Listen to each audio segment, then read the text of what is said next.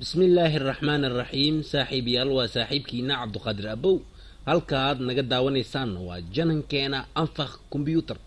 saaxiib yaal 10keena maanta waxaan ku qaadan doonaa insha Allah sida loogada loogu wareejiyo qoraalka insha Allah qaabka noocan oo kale sidii loogu wareejiyo ayaan idinku sharxi doonaa insha Allah okay markaas kadib saaxiib yaal waxaan tageynaa Photoshop ayaan tageynaa مثلا Photoshop markuu saan yahay qoraalka arabto inaad Photoshop ka aad ku wareejiso loogada saarabta ku yeesho nooca sidaan oo kale ayaa idin sharxina insha Allah markay saan tahay oo aad qoraalkii soo doorato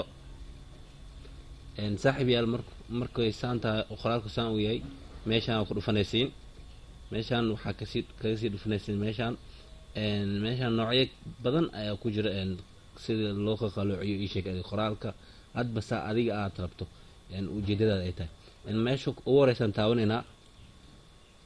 mujeedin qoraalku wuu isbedelay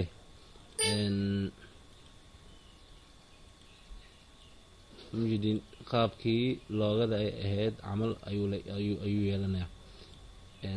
waa ujeedin okay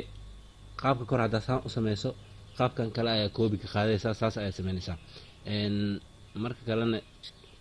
aan ku celin mar kale aan idin tusno wixii ziyaada ah meesha ku jiro